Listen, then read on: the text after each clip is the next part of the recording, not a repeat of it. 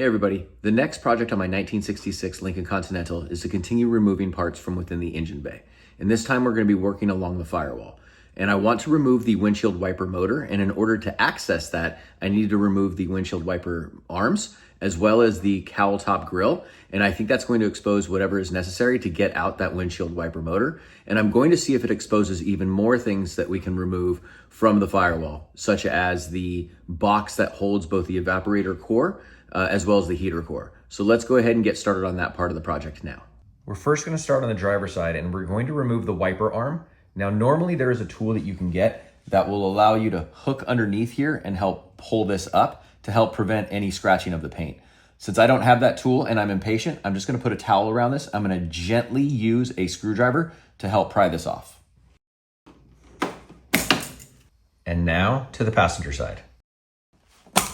We're now going to remove the windshield wiper nozzles on each side, and we're going to use a flathead screwdriver to remove those.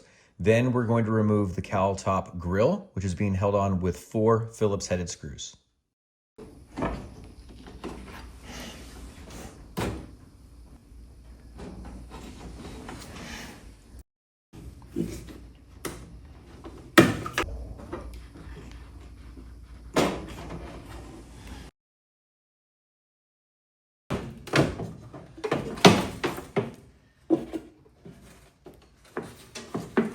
Next, you would want to remove your hydraulic lines. I already removed the one on the passenger side. That was a hard line that went over and was blocking the area in front of the master cylinder and the brake booster. So I had removed that in that video. And the one on the driver's side, I removed when pulling the motor. So the next step is now to pull off this cover, which is being held on with 4 screws, which appear to be held on with a 7/16. So let's go ahead and pull that off now. Next, we're going to pull off this dash cover, which covers the hydraulic fittings. Now, the shop manual says it's being held on with 4 screws. I only see 3, but let's go ahead and get this cover off now.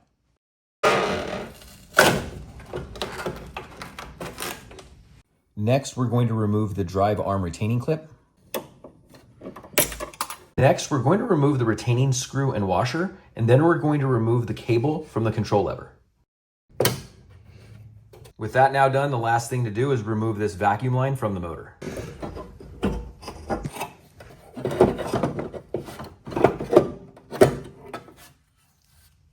All done. With the windshield wiper motor now out of the car, I am going to remove the bracket off of it so I can send this out to get rebuilt. And this is being held on with what appears to be 2 half-inch bolts.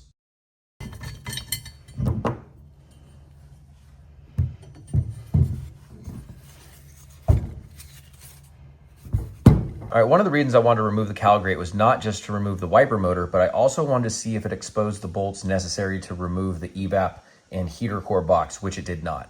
So we're going to stay with the windshield wiper assembly, and we're now going to remove the drive arm for both the driver's side and passenger side. And as you can see, it's being held on with 3 7/16 bolts. So let's go ahead and pull out both sides now.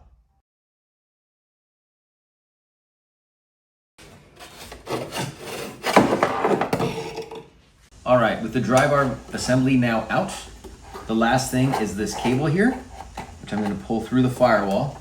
And as you can see, it goes into the cab of the car. And I'm now going to go into the cab of the car to see what is necessary to pull the rest of this cable out.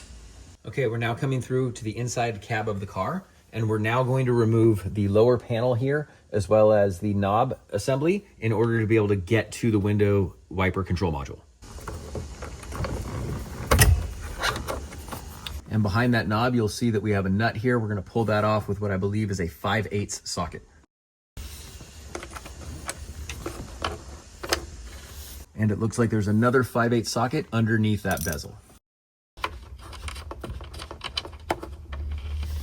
All right, the next thing we're going to do is remove this lower control module, which appears to be being held on with 8 Phillips headed screws.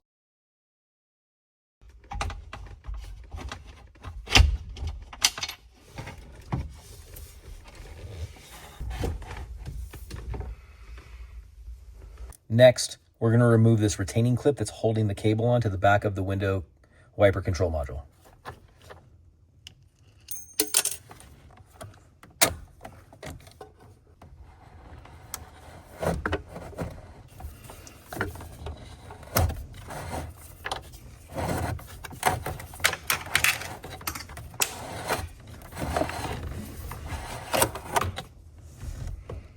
All right, we're now ready to pull the windshield wiper control module out of the car.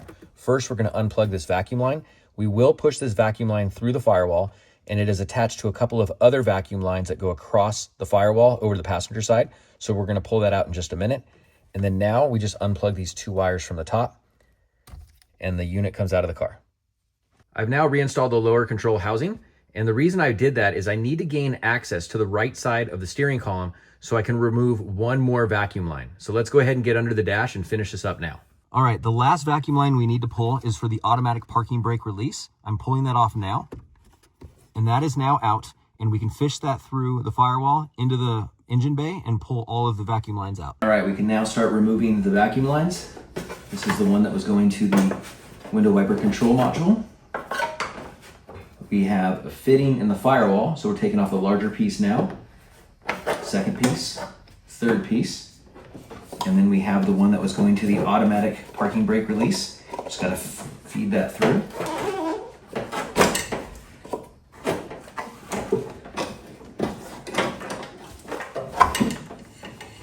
There we go. Now we're gonna go from underneath the fender well.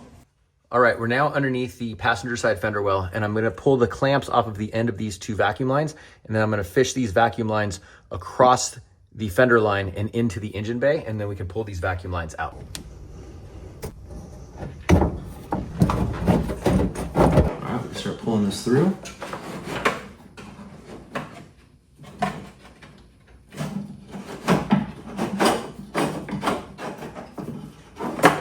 That is one.